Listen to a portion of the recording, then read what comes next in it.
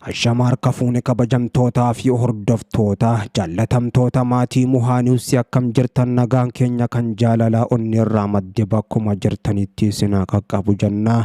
Warreen amantaa musliimaa hordoftaniin ammoo hunduma keessan baga Iidal Fitrii kan bara 1445 ittiin isin ga'e akkasuma walumaanuu baga geenye isiniin jecha ammoo oduu keenya ammaaf qabanne isinitti himuudhaan agaduma sagantaatti isin waliin kan turu ana Muhaa Oromooti. Agaduma sagantaatti nu waliin turaan afeerraa keenya gamanumaan viidiyoo keenya like share gochuu sin dagatinaadha.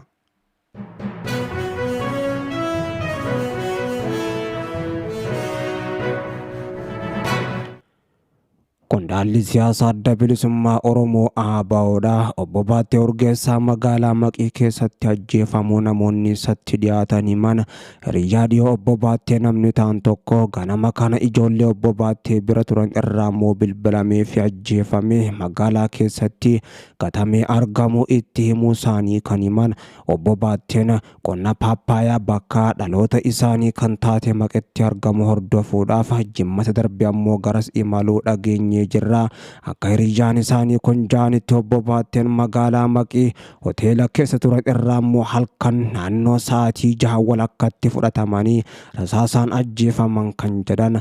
Haa ta'u malee Obbo Baatteen ji'a tokko duraas gaazexeessaa lammii Faransaay waliin afgaaffii osoo gochaa jiranii shororkeessummaadhaan shakkamanii hidhamanii kan turan boodas mirga wabiitiin ammoo erga maallaqa kafalanii mirga wabii isaanii eegamee fi gadhiifamuun isaanii yaadatama. Sana duraas ji'ootaa fi mannaa wal fakkaataadhaan qondaalota ABO hedduu waliin ammoo manneen hidhaa kan turan rakkoo fayyaa jabaa isaan mudate wal qabatee ammoo hidhaarra kan gadhiifaman.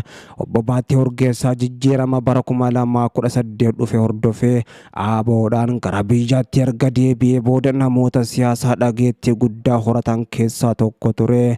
Dhaabichi yeroo adda addaa ammoo dhiibbaa alaa fi keessoodhaan rakkoo wayitiisa mudatuttis ammoo ejjannoo dhaabasaa ammoo cimsee qabaachuudhaaf miidiyaalee adda addaa irratti kaayyoo dhaabasaa himuudhaan beekama. Obbo Baattee Urgeessaa hubannoo siyaasaa jabduu Oromoo fi Itoophiyaa irratti qabaniinis ammoo dhaaba ABO keessatti dhaloota haaraa abdiin irra kaa'amee kan ture.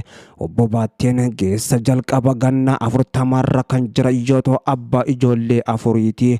Garuu nama kana ammoo gadheen galaafattee jirti. Oromiyaa keessatti ajjechaan qondaala kana gubbatti raawwatame wal fakkaatu hedduun isaanii kumaa ol raawwatamee kan jiru hoggaa ta'u namoota siyaasaa jajjabootaan dargaggoota ol adeemaa jiran ammoo hedduu isaanii gandoota baadiyyaa aanotarraa hanga magaalota godinoota Oromiyaa dabalatee magaalaa Finfinneetti bifa kana fakkaatuunis raawwatamaa kan ture ammalles raawwatamaa jira. Qondaalli siyaasaa adda bilisummaa Oromoo kun jijjiirama bara 2018 dhufeen ammoo biyyatti kan galanii karaa nagaa qabsaa jira. Mootummaan ammoo qaama bosona jiru kan jalmarroodhaan hogganamu waraana bilisummaa Oromoo WBO waliin hidhata qabdan jechuudhaan ammoo hogganaa dhaabichaa kan ta'an Jaalli Daawit Ibsaatee hedduu isaanii ammoo mootummaan ogguraa kan ture. Boodarraa ammoo kanneen akka Jaal Abdii Raggaasaa akkasuma ammoo Baattee Urgeessaa dabalatee kanneen biroo hedduu ta'an hidhaa keessa buusee kan ture. Akkasumatti illee Koloneel Gammachuu dabalatee hunduma isaaniitu hidhattis naqee ture. Warra Eertiriyaarraa bara 2018 jijjiiramaaf galan ammoo kanneen akka xiinxalaa siyaasaa Obbo Jawaar Mohammad faa wajjin hammi tokko ammoo kan gallakkifaman warri akka Koloneel Gammachuutii fi kanneen biroo hedduu ta'anis hedduun isaanii ammoo ammallee akkuma hidhatti hafanitti jiru. Mootummaan biyyattii gaggeessaa jiru kan paartii Biltsiginnaa muummicha ministeeraa Abiyyi Ahmadiin durfamuu fi akkasuma dhaaboleen siyaasaa biroo kan Oromoo bakka buuna jedhan ammoo ABO fi KFO dabalatee mootummaa wajjinis ammoo wal dhibuu irratti argamu. Akkasuma warri bosona jirus waraanni bilisummaa Oromoo WBO'n kan qabsoon uummata Oromoo butamee jira jedhus ammoo mootummaa kanarraa abdii akka hin qabnee fi mootummichaas akka namanne beeksisuudhaan humnoonni isaa kanaan dura hiikkatanii galan hundinuu mootummaan dhumuu kan beeksisee fi hiikkachuudhaaf akka hin jirre ammoo kan himes mootummaa wajjin kokkee wal qabuu irratti argama. Oromiyaa qofa keessatti ammoo wagga waggaadhaan namoonni kumootama lakkaaman humnoota mootummaatiinis ajjeefamaa jiraachuun kan himame. Ammatti gocha hammeenyaa kana obbo Baattee gubbatti eenyu akka raawwatee fi haala akkamiitiin akka raawwatame odeeffannoon gahan jiraachuu baatus ammoo maatiin isaatii fi hiriyyaan nama kanaa ammoo humnoonni mootummaa galaafachuus himanii jiru.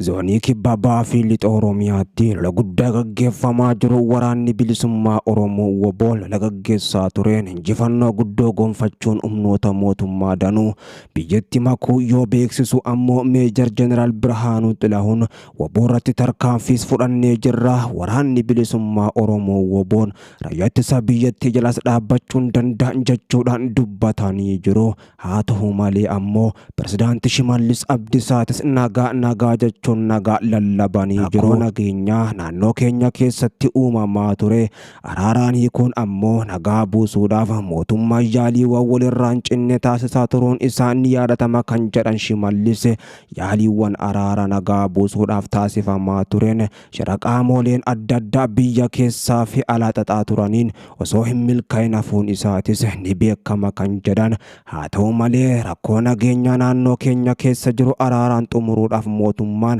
karaa nageenyaa bane ammas hin cufanne karaa nagaa keenya bana jedhanii jiru.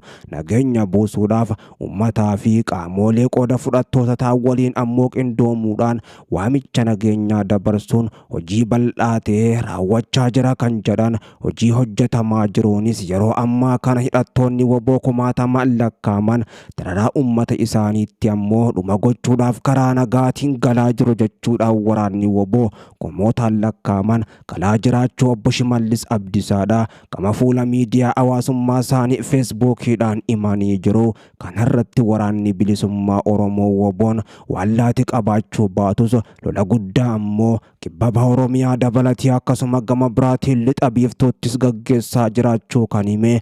Lolicharrattis humnoota mootummaa danuu biyyatti makuudhaan injifannoo gurguddoo gonfatee jiraachuus himee jira.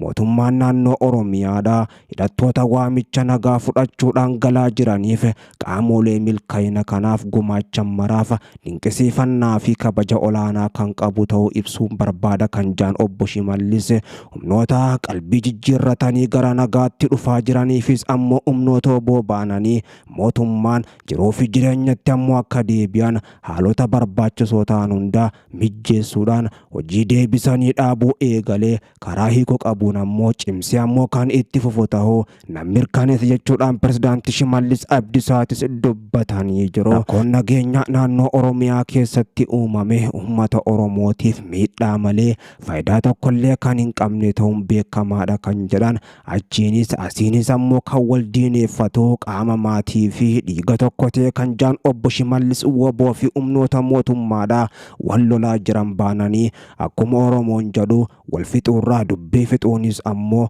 osoo danda'amuu dhimmoota xixiqqaa irratti ammoo wal hiruunis qabsoo ummatichaa irbaata kaayyoo diinaa kan taasisu ta'uunis ifa galaadha jechuudhaan yeroo nuti wal fixaa jirru kanatti diinninis gama keenya deeffate jedhan Shimallis Abdiisaa. Rakkoon nageenyaa naannoo keenya keessatti uumamaa jiru boqonnaa haaraa jiran qabsoon ummatichaa bane irratti ammoo akka barbaadametti akka hin deemne kan gufachiisuu fi abdii boruu sabichaa ammoo kan qisaasuudha. Ummataaf qabsoofna taanaan ammoo arsaan hin barbaachifne hanga yoonaa kafalles gahaadha nuuf gaha kan jedhan Pirezidaantii Shimallis arsa yeroo ammaan tanaa kafalaa jirrus akkaan hamaadha jedhan. Waraanni bilisummaa Oromoo WBO'n ammoo gama isaatiin arsaan ummanni Oromoo qabsoodhaaf kafalee qabsicha gonfate ammoo qabsichinis harkaa butamee jira. Mooraa diinaa galee jira jechuudhaan bosonatti kan gale mootummaa wajjin kokkee wal qabuu irratti argama.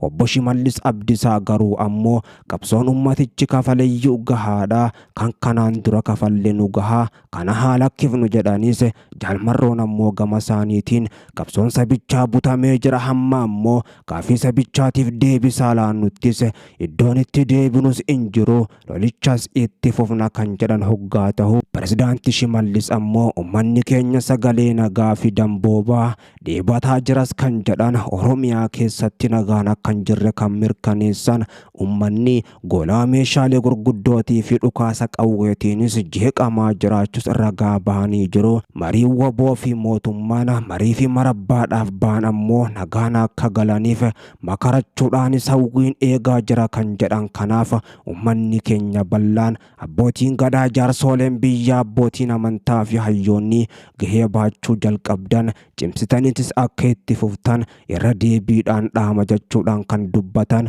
Pirezidaanti Shimallis Abdiisaa asitti ammoo yeroo kanatti woboon akka waan abbootii gadaatii fi jaarsoolee biyyaatiin nagaadhaan galaa jiruu fi mootummatti harka laachaa jiruttis dubbatanii jiru. Hidhattoota dararaa ummata keessanii furuudhaaf waamicha nagaa fudhattanii galaa jirtaniif mootummaan keenya karri isaa dhiifamaaf banaadha kan jaan obbo Shimallis waraana harka laachaa jiran kanaan ammoo akkasumas gaafiilee jiran kamuu karaa nagaatiin keessummeessuudhaaf qophii ta'uu mirkaneessuun barbaada jechuudhaanis dubbatanii jiru. Walii galan alaa galan jechuudhaan Shimallis Abdiisaa kan lallabatan jaalmarroon ammoo kana waan fudhatanis hin fakkaatu.